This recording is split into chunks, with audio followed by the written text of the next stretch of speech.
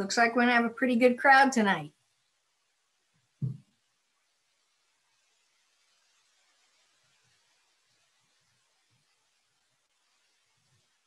We want to welcome everybody to the Glynn Dems SPLOST panel tonight on the pros and cons of SPLOST. And we're just going to wait a minute before everybody gets in the Zoom room and Facebook. Just stand by and we'll be starting in just a minute.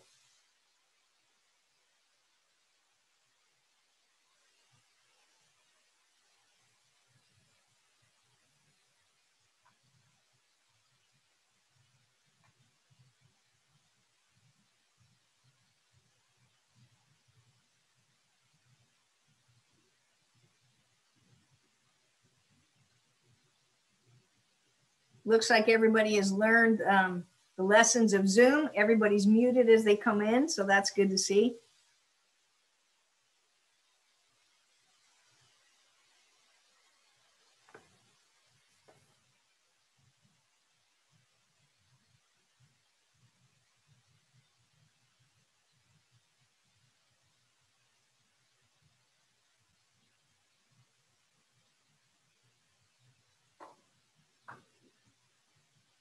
All right, we're about 1 minute out.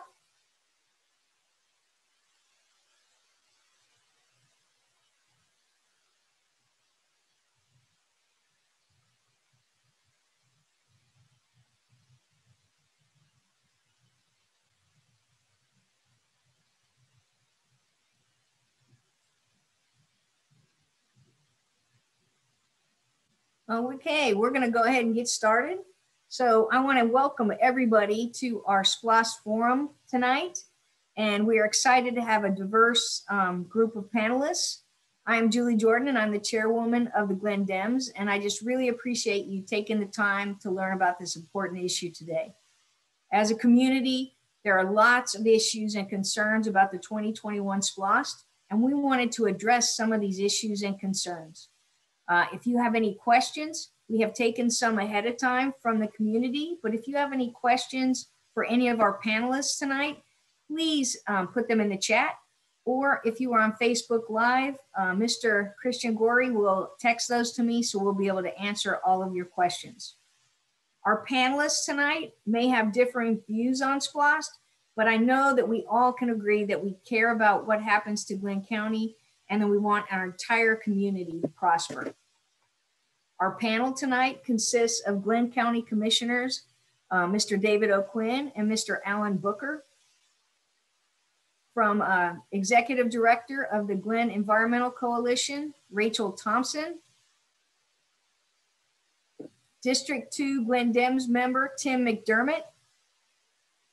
And Mr. Bobby Henderson, co-founder of A Better Glynn and a resident of District 1. Panelists, please remember, and viewers, please mute yourself. Please make sure you mute yourself when you're not speaking. And we're going to get right to it. So we have plenty of time to answer everybody's questions. Let's begin by letting each of the panelists tell us your position on SPLOST, or if you have a position, and why you feel that way about your position, why you support or do not support, or why you may be undecided at this point. So let's start by Commissioner Alan Booker, and take a few minutes and let us know your thoughts on the SPLOST. Thank you, Julie. Thank you everyone for tuning in tonight. This is a very important issue to the county, but in particular to my district, which encompasses most of the city and the Black community. As we all know, the Black community is the last to get a number of resources over the last several years. We recently got the L Street redone with stormwater, repaved. And that hadn't happened since I was a kid living in the neighborhood over 50 years ago. And so the SPLOST dollars are important. That's why I support the SPLOST. I voted today for it. I encourage everyone to vote for it. The funding is crucial for the city because the city has a lot of tax exempt properties, from the college to all the county buildings, all the major churches. And so the city needs the money, therefore the Black community needs the money. It's almost a third of the city's budget. If this doesn't pass,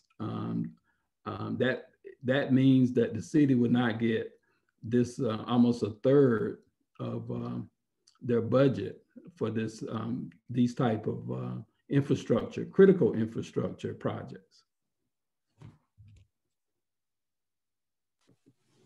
All right, thank you for that, Commissioner Booker. Miss Rachel Thompson, would you like to go next? Sure, thank you so much. And again, thank you, Glynn Dems, for putting this important discussion on for our community to learn more about the 2021 SPLOST. At this time, the Glynn Environmental Coalition is opposed to the 2021 SPLOST. Our main concerns from an environmental standpoint are the fact that we are in a climate crisis at the moment. We feel that the Glynn County Commissioners could have done a better job to prioritize climate resilience projects for inclusion on the 2021 proposed SPLOST project list. And those projects would help both members of the residents of the city of Brunswick and the greater Glynn County community. We also have concerns about the proposed roundabout on St. Simon's Island. That's a $6 million budgeted item. And it's the fact that it can encroach on Twitty Park, which is a 97-year-old park that our organization has worked to protect for citizens of Glynn County. Those are just a few of our concerns. The rest of our concerns are itemized on our website, but for the sake of time, I'll close and let the next speaker go ahead and present. Thank you, Rachel. Mr. Henderson, would you like to go next?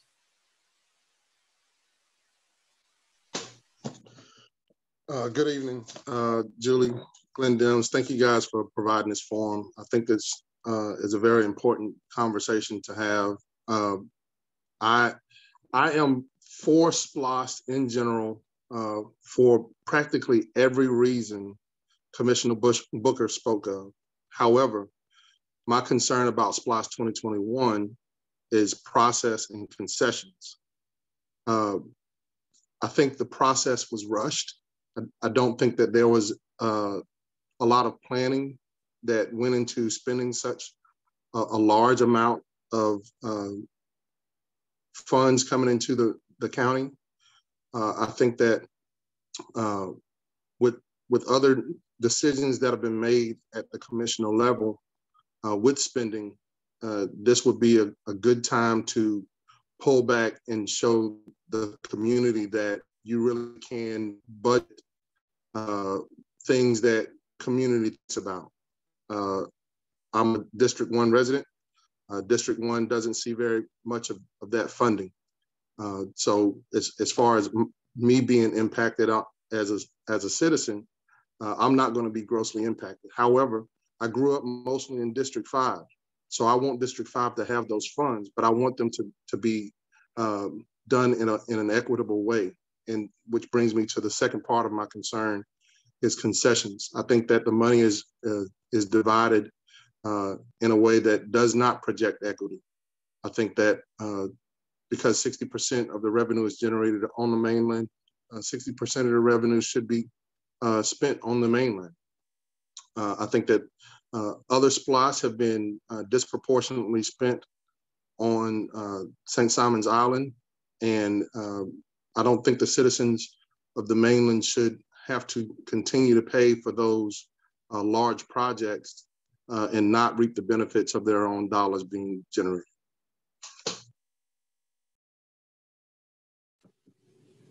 Okay, thank you, Bobby. Commissioner O'Quinn, would you like to go next?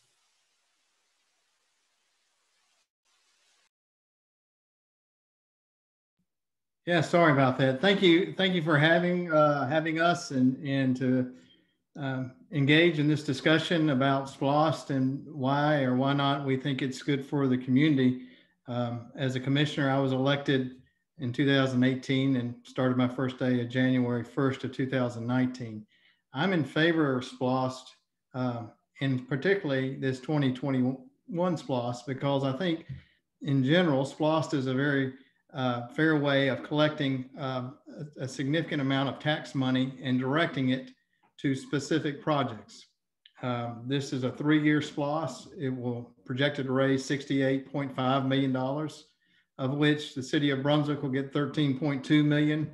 The Joint Water and Sewer Commission will get $15 million. Jekyll will get $2.5, and then Glynn County $37.2.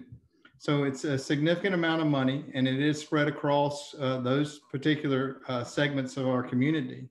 But it is also targeted in the sense that it had SPLOST by law can only be addressing capital project needs. We have tried to be as clear and sensitive as we can about the different project needs that are needed throughout, the capital project needs needed throughout the community. If you remember, there was a lot of discussion beginning in 2019 about putting together a 2020 SPLOST list. We spent the previous commission spent a lot of time going through that list, discussing it with the Public Works and with others in the community.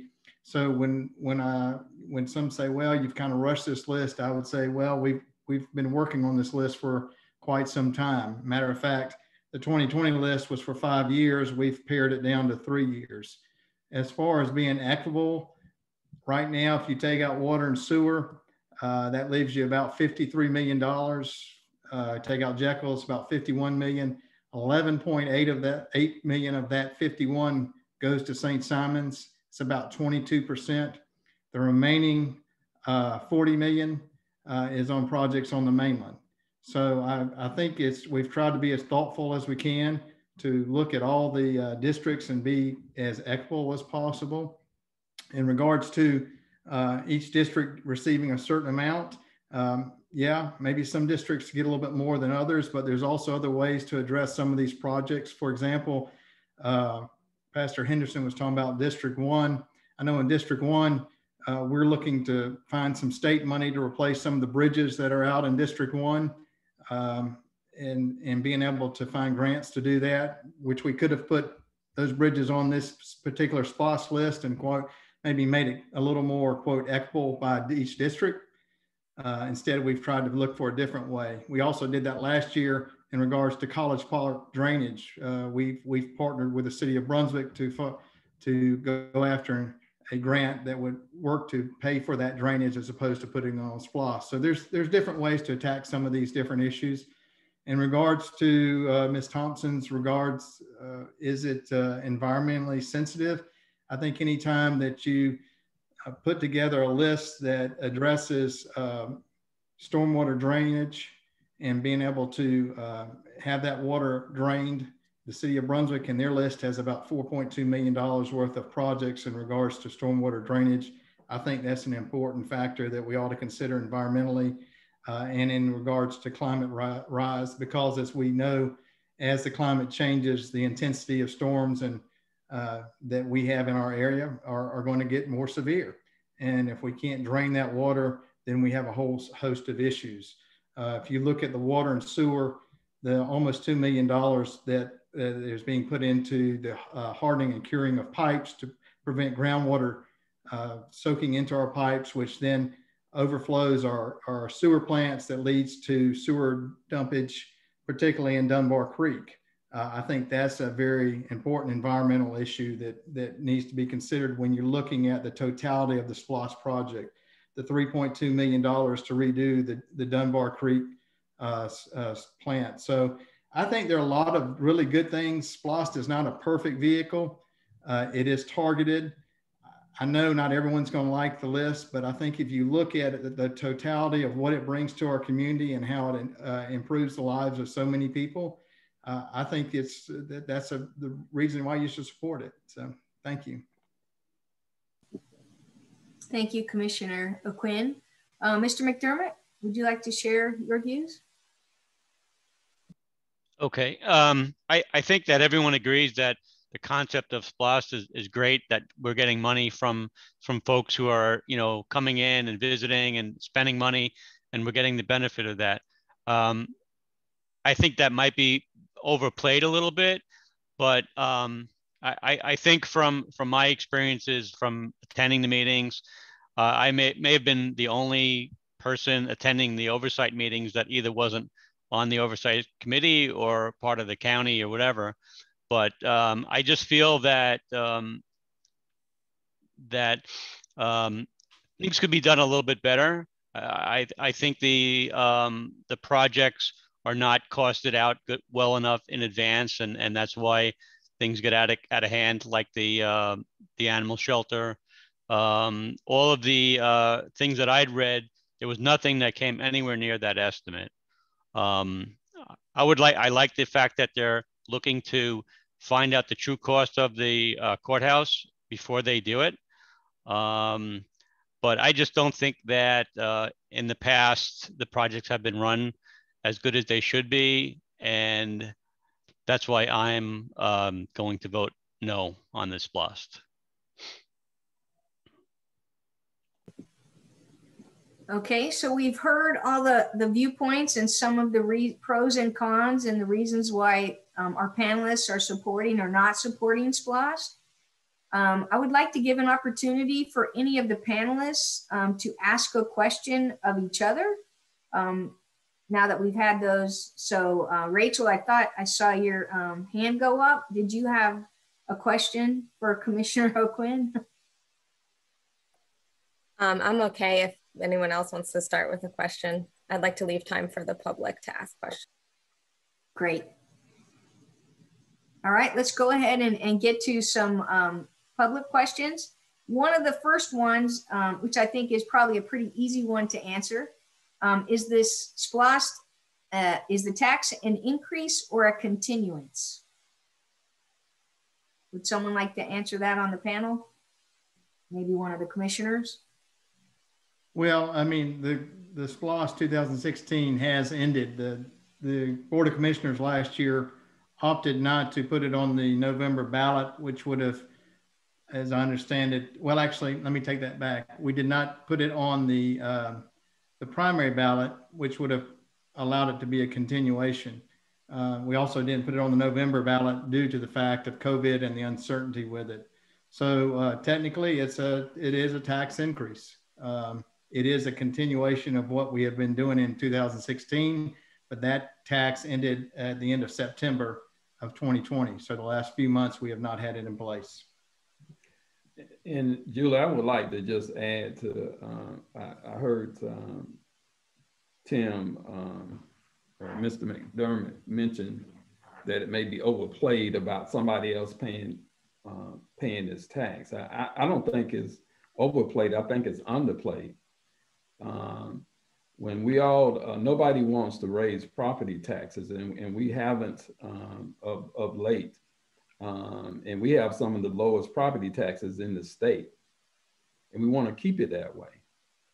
And so for us to start having all these academic, I call them, discussions about SPLOST and, you know, should we have it or not? That's really the question. Should we do a SPLOST or not? Now we can talk about the projects, and, you know, if we agree to all the projects that the people who are on here today would desire to spend, then Julie could host another town hall with another group of people, would say that, well, you missed what I wanted.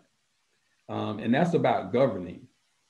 And we've been trying to do the best we could. We spent a lot of time on putting together the list for the 5-year SPLOST that we thought we were going to have, but nobody, of course, knew about the pandemic. And we decided not to put it on because we didn't want to be adding even though it was a penny tax when people were getting laid off because of the pandemic. We just didn't think that was right. And so that then put us into a situation where we didn't, when we got to this point where things are looking up, we wanted to go ahead. Mr. Henderson mentioned about it being rushed. Not really. It just seemed that way because we went ahead and we went through the process in a shorter amount of period of time. It was the minimum amount of time that we could do it. But we had already gone and spent a lot of time on most of these projects last year, if you remember. And we don't have all those projects. We had to kind of eliminate some of them because many of the commissioners felt that they couldn't get a 5-year SPLOST approved and you know, from their district. And some of you all are here tonight to prove that, because you're not, as of right now, you're not supporting the SPLOST. But so the process, you know, is laid out for us. We have to govern ourselves based on that, but also the situation. Commissioner Quinn mentioned that the bridges are not on the list. Well, sometimes we feel like we have a pretty good chance of going after some other money, so we won't put those on the list. But the other things that we put on the list, there's no other source for them. So we have to make that decision. But the public don't, I mean, we don't go out and try to explain that to the public. You all elected us to lead. And that's what we're trying to do with this. But for us to have a discussion about should we have a SPLOST or not, to me, I mean, we should talk about, debate everything in the public square. But this is, to me, a no-brainer. The city has to have, this is critical dollars.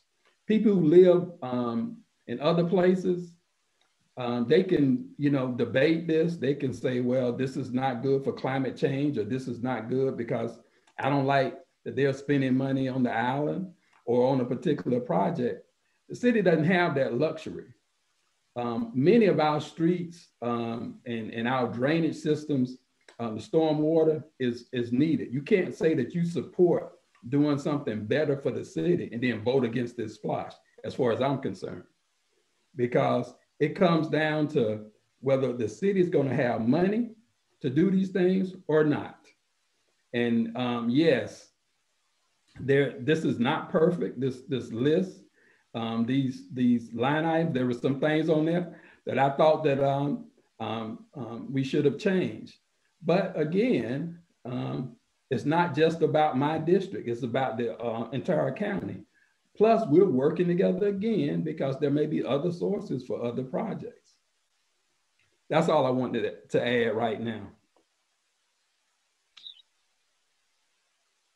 Did any of the panelists want to respond?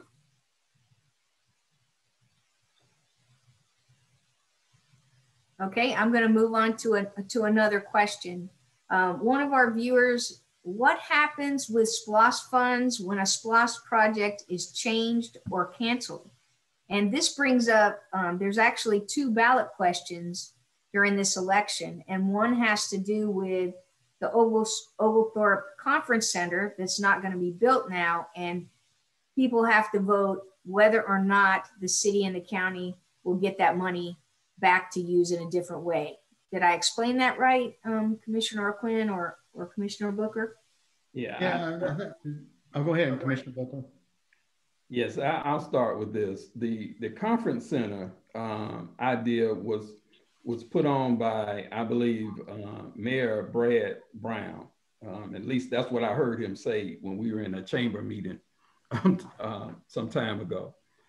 And he thought, and I guess that he got an estimate from his staff that $3 million would have built a meeting space. Now, from my understanding, the chamber and the Conference and Visitors Bureau was supposed to be tenants of that space to help pay for the maintenance of the building. But over the years, that disappeared. They decided not to do that.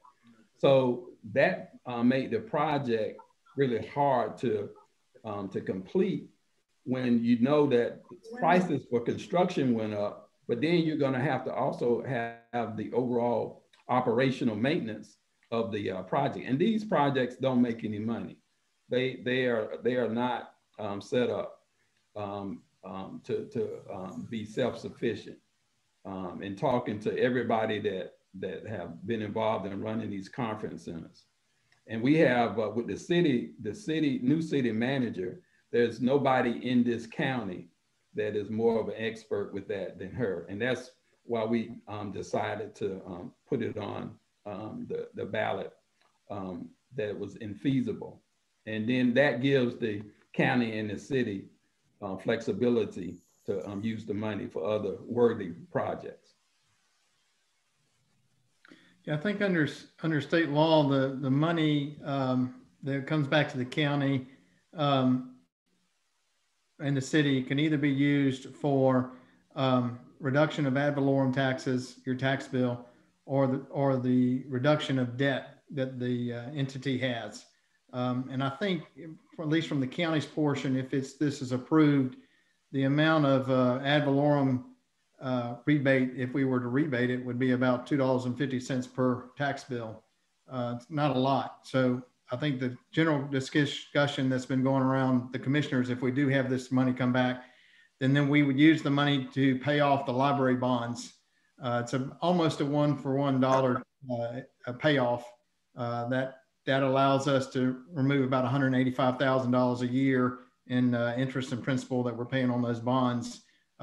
It sort of fits within what the initial idea of the conference center was. So we feel like that would be the best use of that money if the taxpayers vote to make it infeasible. Okay. Okay, I'm going to move on to the next question if nobody has any questions.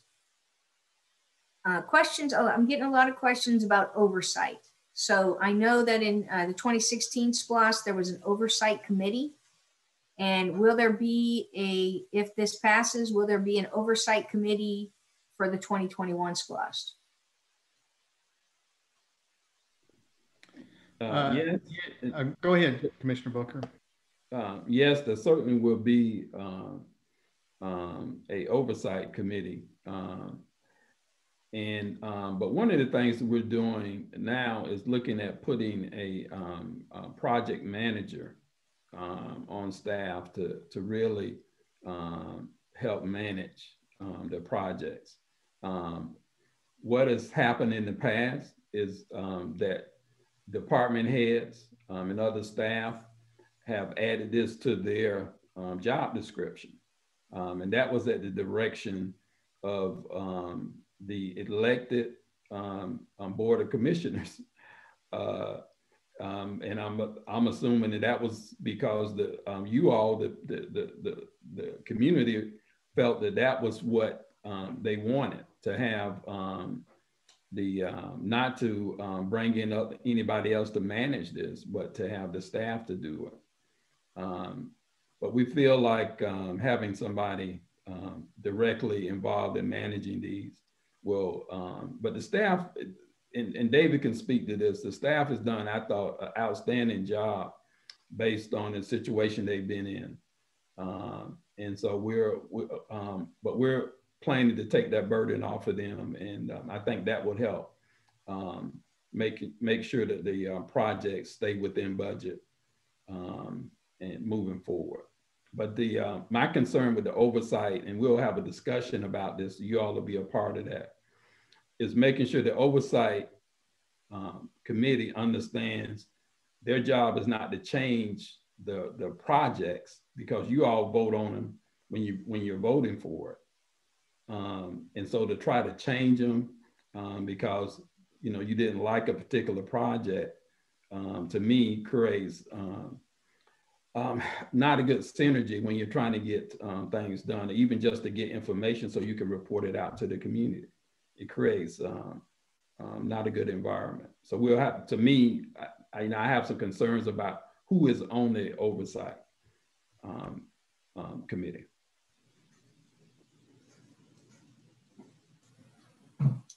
So what I'm hearing is that there will probably be project managers that are hired to oversee that.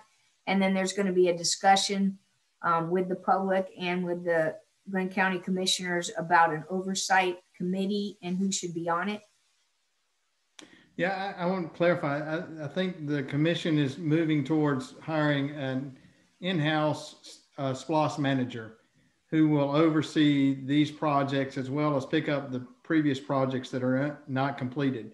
Some of those projects may be assigned to design build type firms, but their purpose or their job will be to each and every day work on the SPLOST projects, make sure that we are moving those projects forward. A lot of times on the SPLOST projects, you run into governmental issues, the DNR, wetlands, the DOT, that require constant follow-up. And so Commissioner Booker is correct. Our staff, in my opinion, has done a very good job of pushing forward a lot of these projects.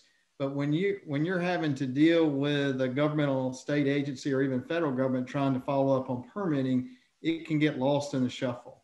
And so I think by having a SPLOST manager, which actually the city actually has done here recently, allows us to make it stay up front and in front of the commissioners, in front of the county manager, making sure that these things are moving forward. In regards to the oversight, I believe that there will be a 2021 Oversight Committee. I think Commissioner Booker is exactly right. There'll be some discussion on what that will look like in regards to the different participants throughout the community. But I do think it's important to have an Oversight Committee, and probably, I think it will help by having a SPLOST manager, at least from the county's perspective and from the cities, to be able to report more cohesively about the status of those projects. I think in the SPLOST oversight meetings that I've seen in the past, we sometimes have 2 or 3 different people from the county presenting about different projects. It gets a little hard to follow up with good questions from month to month or each quarter as these meetings are being held. Okay, panel. Any other panelists have any questions or comments? Yeah, Julie, I have one. With SPLOST, these projects, I know there's an estimate given. I do this for a living. It's my full-time day-to-day job, project management. So the estimates that are given, what's the process in creating those estimates? Is there an itemized list given to create these estimates? Because when I talk about process, it feels out of order, given a broad estimate of round figures, and then projects come in with change orders that change the cost of the project. It doesn't feel as if the projects have been drilled down into to eliminate waste and narrow the project to not the specific dollar, but at least a range of cost that the public can generate trust that the project is being budgeted correctly.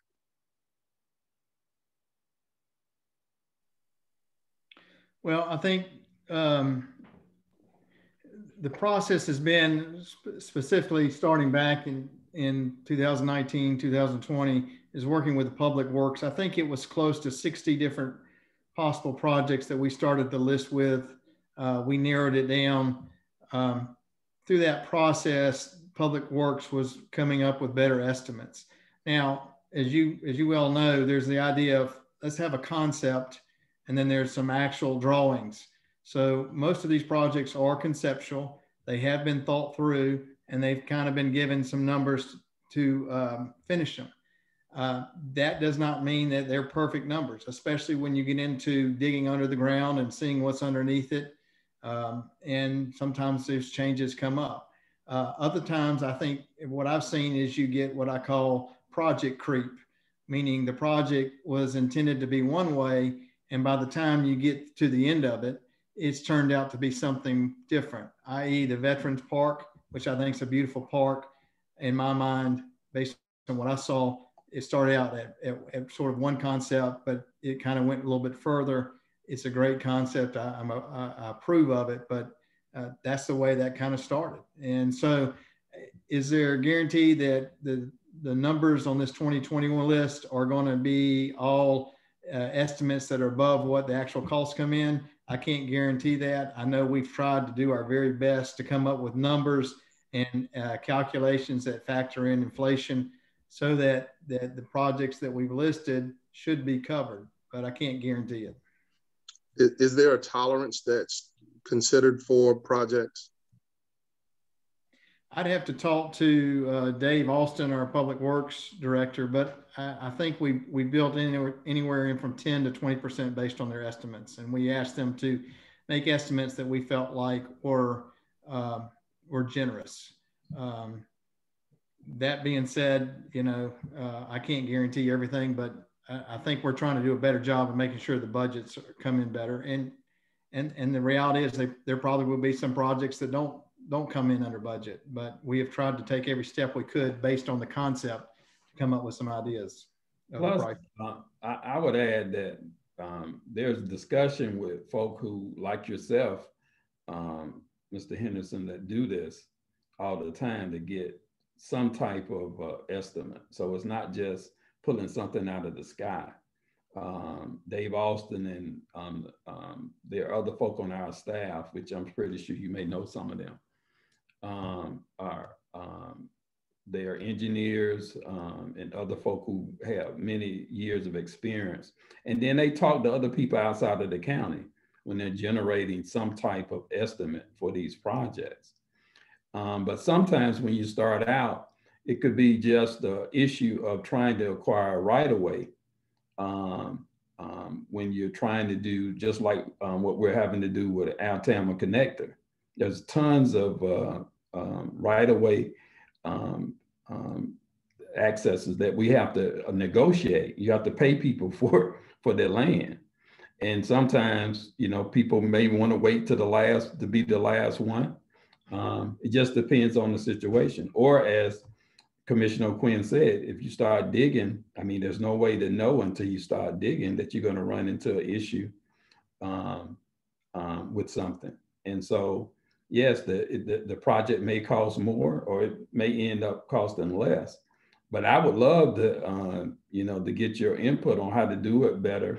For one reason is, like I said, we don't set this criteria. We could say that we can get the money today, put it out for bid, and then we'll have a better idea of what the cost would be right now. But that's not how it works. We have to go through, like we're doing now, we have to vote on it. And then we have to collect the money. So we can't even start until you have the money collected. So by the time you collect it, the price of construction may have gone up. So there are a number of other things to consider with it. But yes, we agree with what you're saying, trying to get as close as possible to the actual cost of something with a contingency. But it is difficult, especially sometimes if the project is on the list, but other things came up, or we saw another opportunity to do something else and we moved it down some. But this is a 3-year process or beyond. As you all know, we're still working on some projects from years ago. But again, we don't set this process, it's set by the.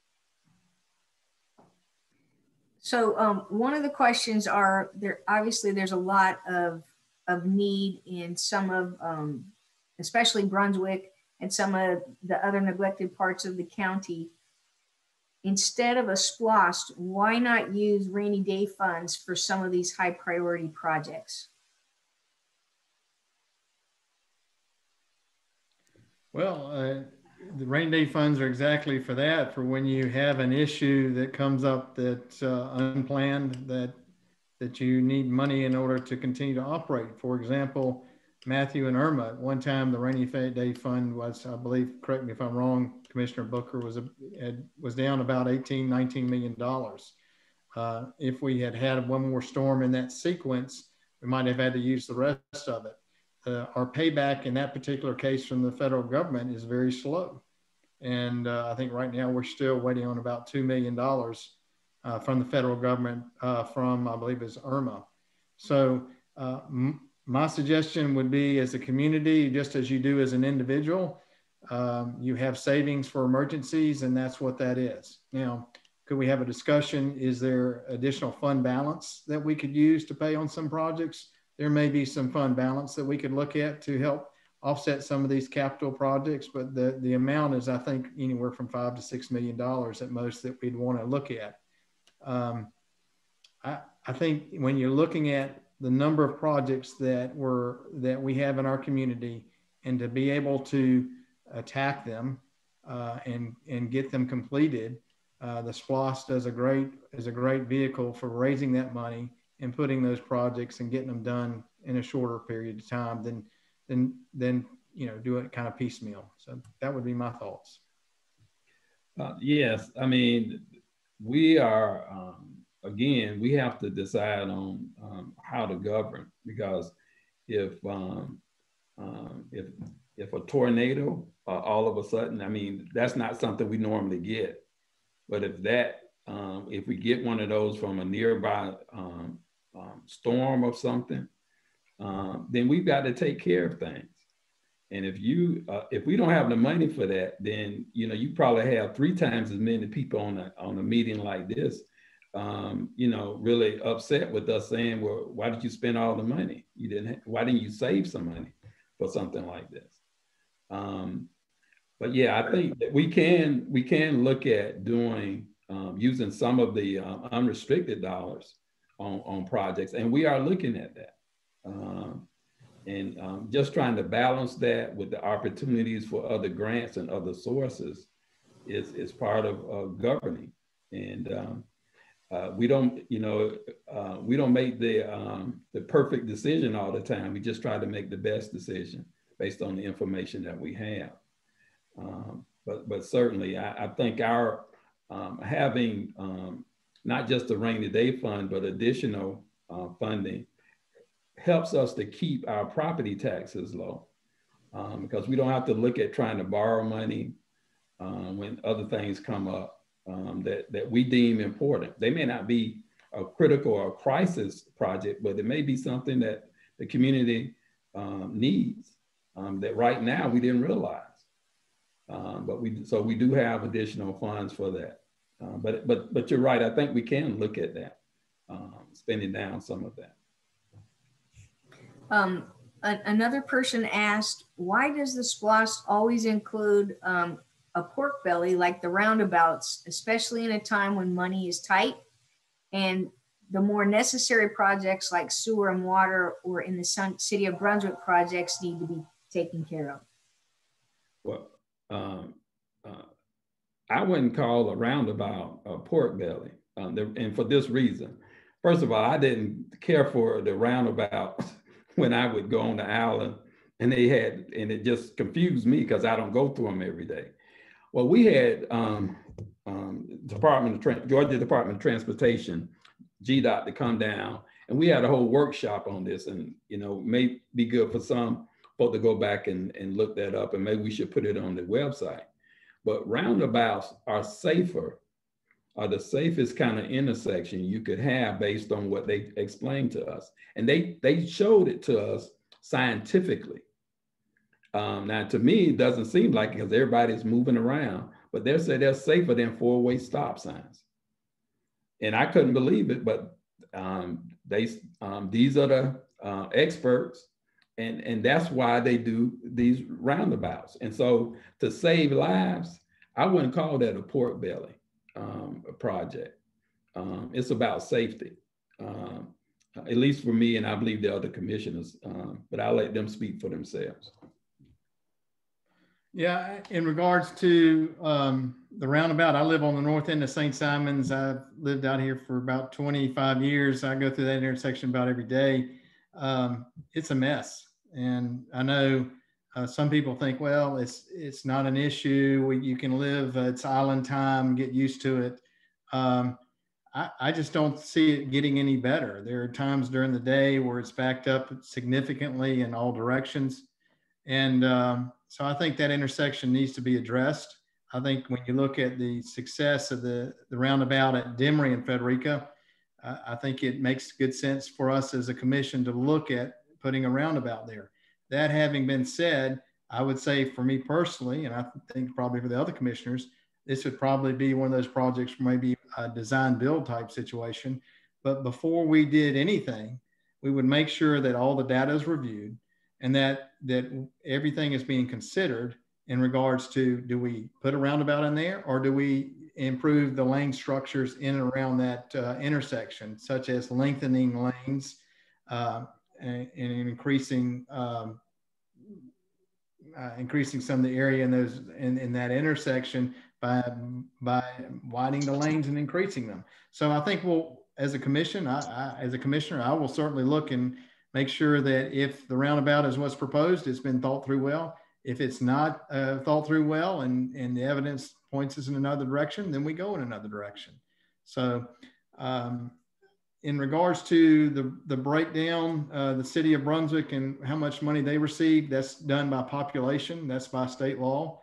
In regards to joint water and sewer, the 15 million, we had asked the Joint Water and Sewer Commission, give us a figure. We're thinking a 3-year SPLOST.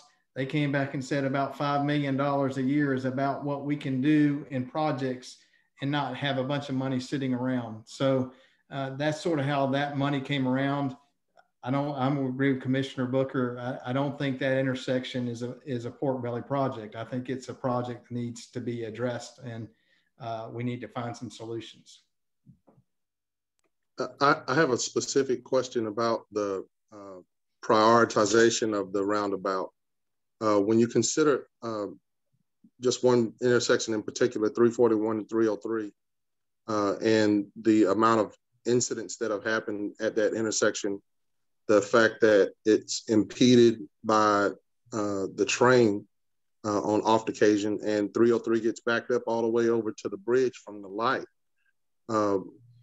When you compare the, not the convenience, but public safety, wouldn't that intersection rise in priority with regard to compared to the roundabout on the island? Well, and Commissioner O'Quinn, you can correct me if I'm wrong, but I don't think we have jurisdiction there. That's the state highways, and they have to make that determination. Now we've been pushing them for a number of things, especially right there at Selden Park. My concern was our kids trying to cross there, and like you say, there's a railroad track there. And so, but recently through the BATS study process, we've looked at some alternatives. And so we're trying to work on that for that particular area right there at Selden. But you raised a very good issue, Mr. Henderson. And that's something that we can take to our state legislators, the state delegation. But we don't have jurisdiction over that. Yeah, that's a state issue. I know recently we had had some meetings with the DOT. It's my understanding that was going to continue to be raised. I know it's been raised in the past that is a troublesome intersection, and but ultimately the state's going to make that decision, and all we can do is beg and ask them to do something sooner than later. I just want to make one comment regarding the distribution of the monies. The population is one of the options. It's not the only option for distributing the money. Since we are sharing it with the JWSC and Jekyll Island, those are not being distributed by population. There's some other agreement.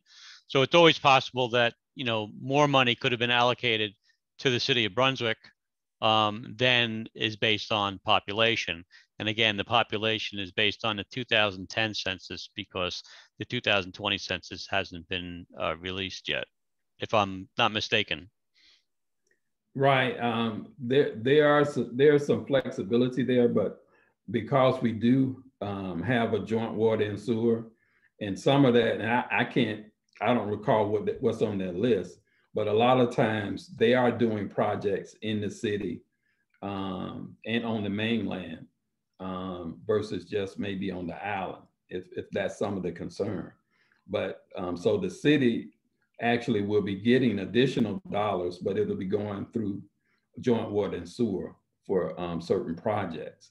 And it'll be going through for them to do the things that they do. The city is using the money for the things that it does, and other things that it wants to spend the money on. I know the joint water and sewer in the ARCO area, they've got 3.5 million designated for the ARCO area service extension.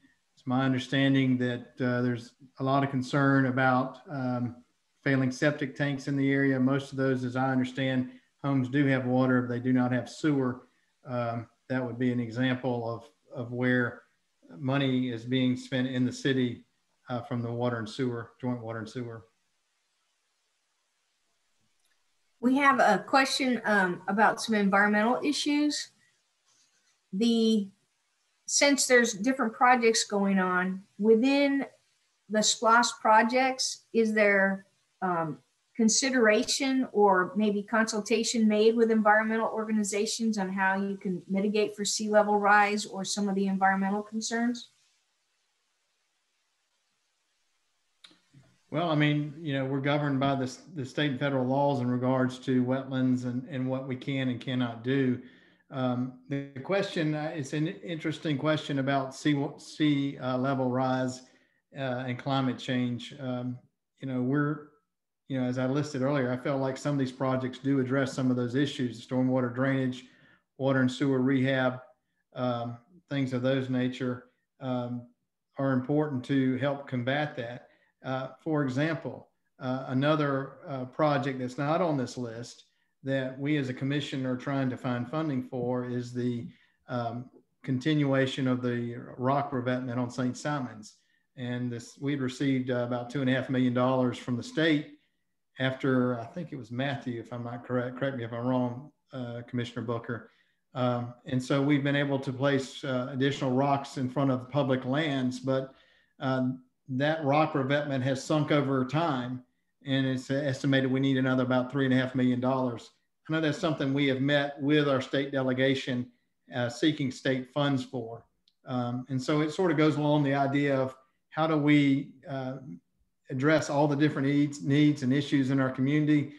SPLOST is certainly a great way to do it, but that's not the only way as a commission that we're looking to try to address some of these projects. So thank you. Well, and I would say that, you know, to say reach out to environmental groups, I helped lead one of the, well, the only African-American led environmental group here in the county. But I feel like we have access. I mean, we certainly Rachel or Megan or any of the organizations locally based can call us up and talk with us for input. But when we're trying to, it's not just, you know, we're getting some input from the staff and from others all the time around the environment. But to say, well, to reach out and consult, well, we're always open to that. But when you're trying to meet certain guidelines, you're trying to make sure that you have to choose from all these projects. As Commissioner Quinn mentioned, we started out with 60 projects and just kind of balance that out. It may be easier for you all just to, I mean, because you have the same opportunity. We are here for you just like we are for individual citizens. So I would kind of push back a little bit on that and say, you know, come and share with us. You all work on this all the time. You have ideas about certain projects, then bring it to us. We are looking at them, but we do miss things. Because it's not, we're trying to chew bubblegum and trying to talk to the state and get money from them at the same time. So. I'm going to go ahead and chime in. This is Rachel Thompson, Executive Director, Glynn Environmental Coalition. I think Commissioner Booker is absolutely right. You know, there is a little bit of a responsibility on environmental groups to reach out to the county And the Glynn Environmental Coalition did have every intention to be involved in this process, though within the 22 days of the month of January that this was being discussed at the commissioners' meetings, we were actively responding to 911 calls regarding air quality impairments. And as a small organization, that pretty much incapacitated us. So unfortunately, we weren't able to engage in the process and have those discussions about community resilience projects that should have been prioritized on this project list. That can include elevating roadways like the Causeway or other roadways around Brunswick. Linear Boulevard, which is the gateway to Glynn Middle School, is constantly inundated in salt water. The stormwater improvements that are on the current proposed project list, a lot of those are due to dilapidated infrastructure, and they're not really pushing the needle far enough forward to help us when it comes time to handle the challenges that are going to be presented by climate change and sea level rise. So we definitely will work to continue to have those conversations with the county commission if another SPLOST is proposed, but unfortunately we weren't able to engage at this time, and I will take some responsibility for that. If you don't mind, I'd like to say a couple things, Rachel. One, the Causeway, again, that's a state road.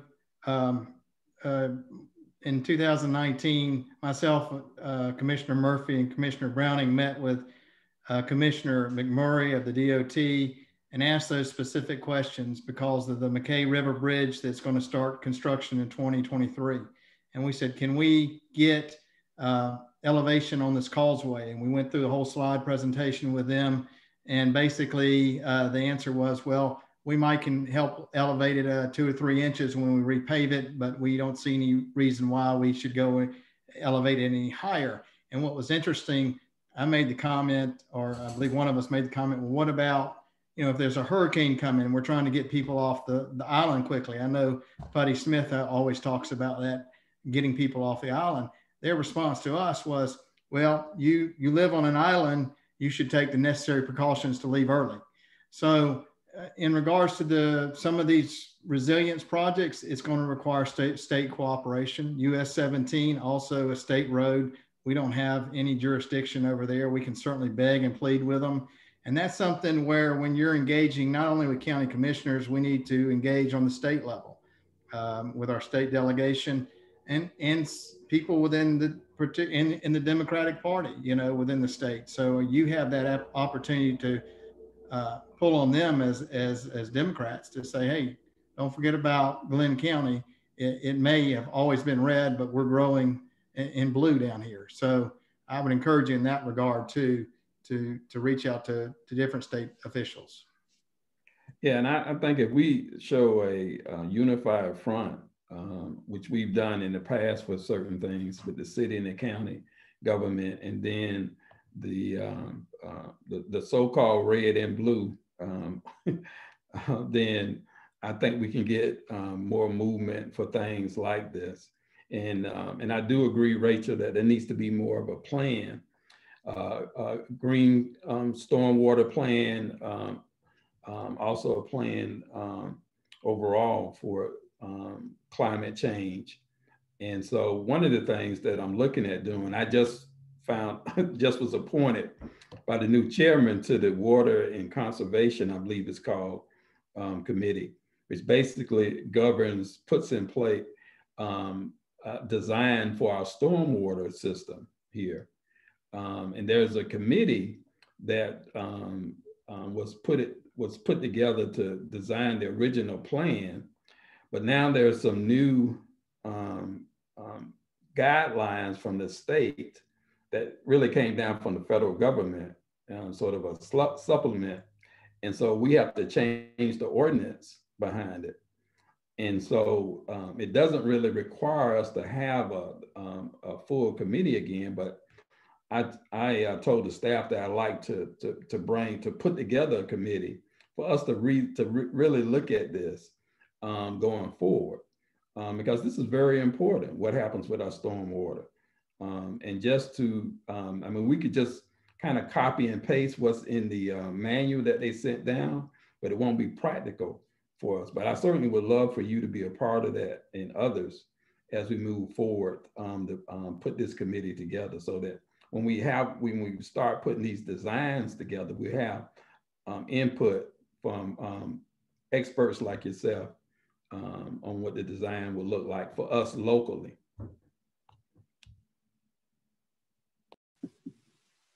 Okay, we're getting some other questions from Facebook. One is property tax concern real, or would our property taxes, if SPLOST was rejected by the voters, to be able to pay for all these projects? Basically, they're asking how much property taxes would go up. Well, the answer to that question, if you were to try to replace the $22 million a year that SPLOST generates through raising the millage, you would have to raise it approximately 4.5 mils per property in the county. And that's a significant raise to replace that money. Now, is that politically doable? No, it's not. So what happens if we don't pass the SPLOST? In my opinion, what happens is we do not do these projects. These projects get pushed further down the road. These projects in the future cost more when they are absolutely necessary, have to be done, and more projects are added to it. So our list of things that need to be done gets longer. It's sort of like, in my mind, your house. You know, you can ignore the leak in the roof. You can put a bucket down in it. You can get around, but eventually, if you don't take care of it, that leak goes from a leak into water damage into your house, and you end up spending more money replacing things that you wouldn't had to if you had addressed it initially.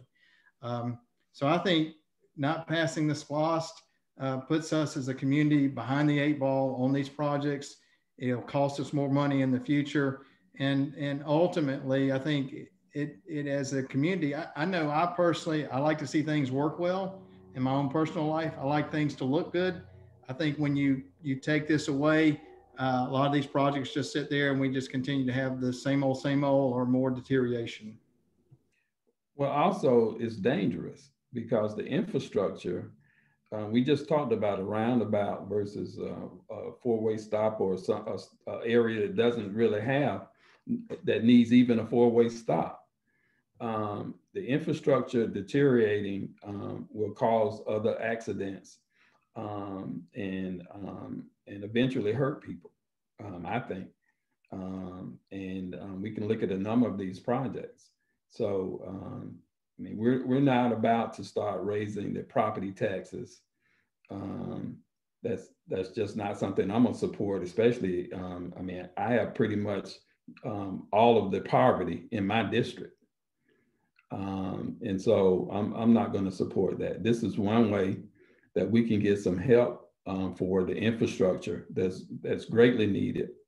And so, like I said, folk who don't live in my district, you know, you have a luxury of saying, well, I don't really like this. You know, they did it too fast, or there's a project on there that I don't like.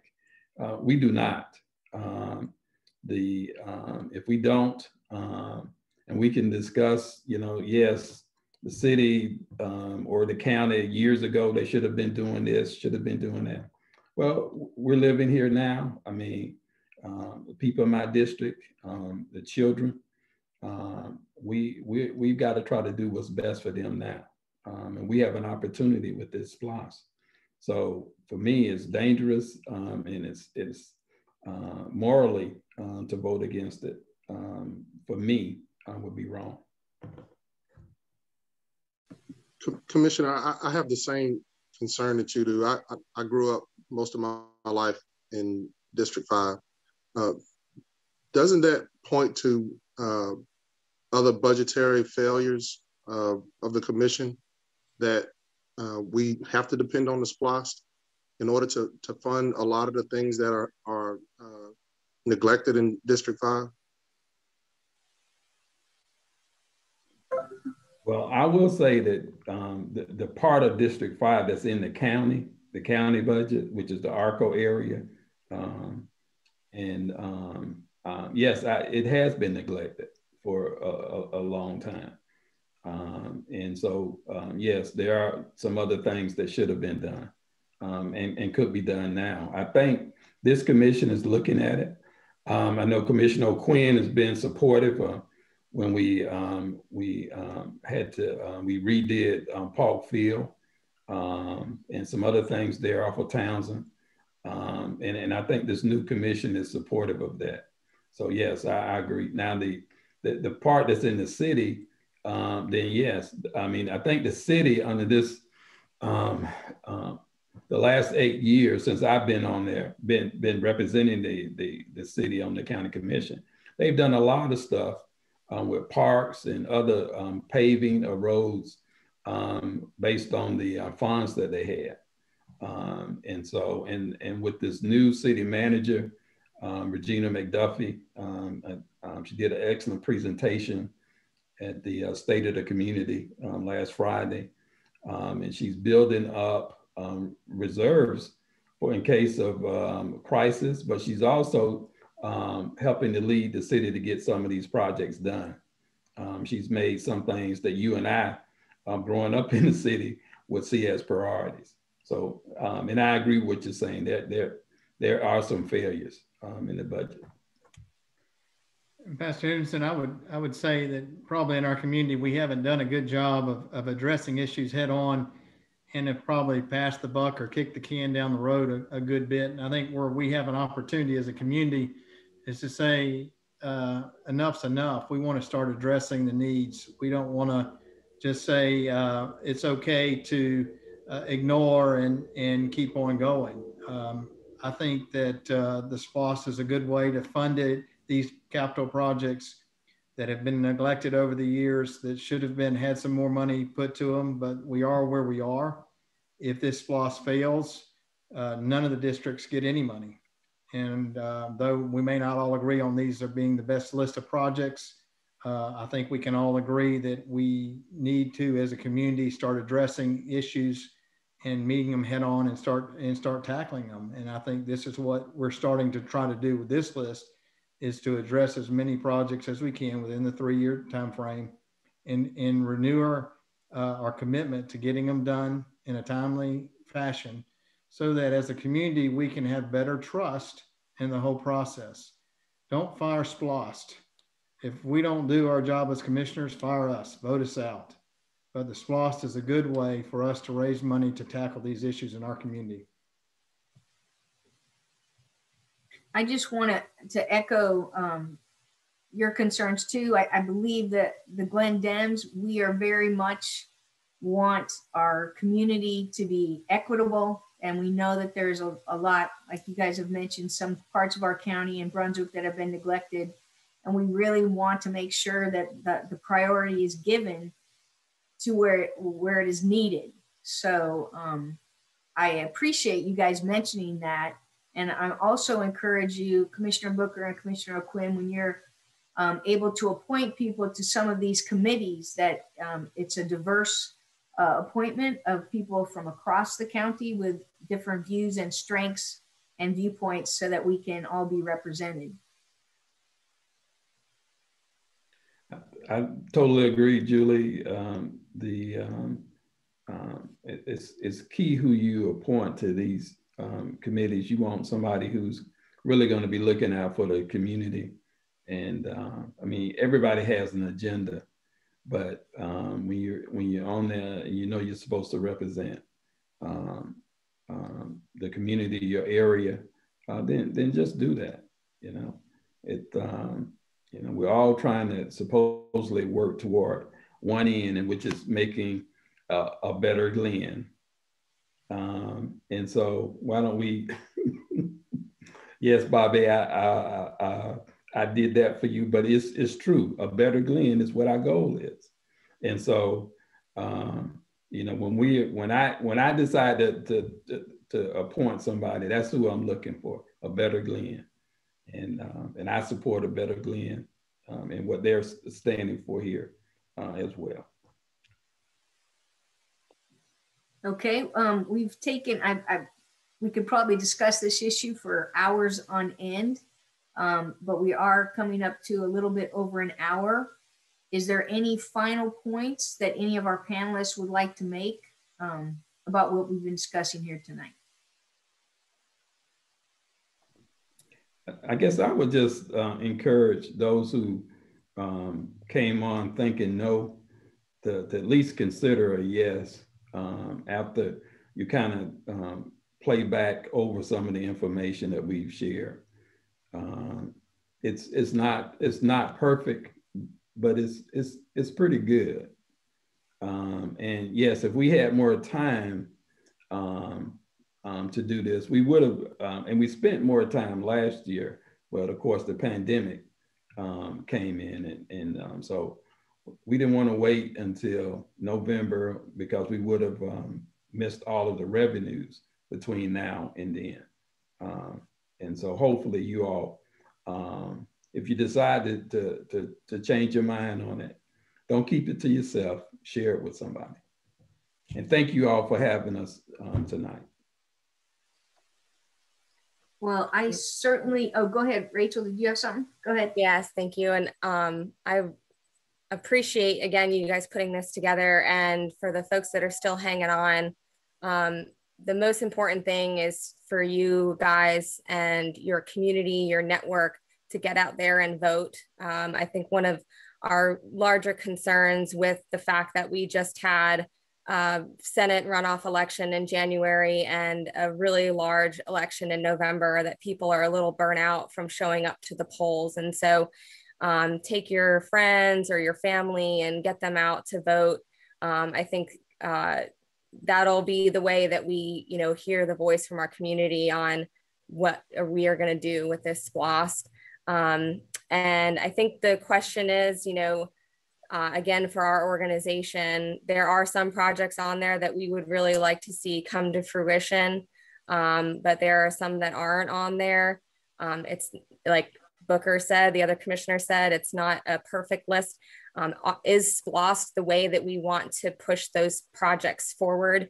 There are some inherent, issues with implementing SPLOST. Again, we mentioned that we have to wait for the tax dollars to get collected before we can really start on the projects. That's a timeline that can get pushed back. Those projects can get more expensive. So there are some inherent challenges with facilitating SPLOST as a whole. And so that's what the commissioners are doing. They're saying, hey, is this how you guys want your special local option tax dollars to be spent? Is this how you want it to? So that's the question that's at hand. And we'll hear from you guys soon on March 16th. So thank you again for Glynn Dems for putting this together. Any other panelists? Any final thoughts? I just want to thank you for letting us come and share. And, I think we can all agree that, we want what's best for Glynn County. We just may disagree on how to get there. I believe the SPLOST is a way that we can tackle a lot of the issues that are in front of us in a way that we allow the visitors in this county to participate and not put all the burden on the taxpayer, the property taxpayer. We're fortunate in this county to have a lot of visitors that come and spend money. And I think we ought to use that opportunity to help pay for the infrastructure needs that we need. And I think specifically as a community, we need to say, okay, we're going to start taking on these issues head on and not kick them down the road. And let's start addressing these projects. This may not be the most perfect list of projects, but if we don't address this list of projects, we can't get to the next list in the future. We're right back at square one. And then no district, if this is voted down, receives any of the funding. So I do appreciate it. I hope that I know that you all will vote, and I hope you'll consider yes. Mr. Henderson, any final thoughts? Yes, ma'am. I think that it's a tragedy that one district is desperate for funds while other districts have the luxury of putting in items that aren't necessarily the greatest priority. I think that this is an opportunity for us to really look at how we manage our budgets and invest in those areas that need the greatest investment. That when the opportunity comes to whether the SPLOST is approved or not, we really need to reconsider how we invest funds in the communities that most need those tax dollars. Mr. McDermott, any final thoughts? No, I'm good. Thank you. Okay. Well, like Rachel said, we just had some incredible turnout in our last 2 elections, and we need to make voting a habit. We need to be super voters and vote in every single election. Right now, only about 1,500 voters have made their voices heard. And I know that we have a lot more people out there that want to make a statement on how they want their money spent in Glynn County. So encourage everyone to get out to vote. Early voting has already begun, and it's from 8 to 5, Monday through Friday. There is no Saturday voting in this election. So the 3 precincts that you can vote for early voting is the Board of Elections on Gloucester Street, the fire station on St. Simon's Island, and then the Ballard Park Community Center. So 8 to 5. If you need a ride to the polls, I'm going to give you a number. You can call the Glynn Dems office and we'll be happy to pick you up and take you. It is 912-208-2357. It is on our Facebook page and our website. Please make your voices heard. If you don't show up to the polls, then other people are making that choice for you. I want to thank all of our panelists. I hope Commissioner O'Quinn, and I know that Commissioner Booker comes back anytime, but I hope Commissioner O'Quinn, you'll join us again so that we can have some of these important discussions. And we appreciate you showing up and all of the panels showing up for us tonight. So with that, have a good evening. Thank you. Good night. Good night.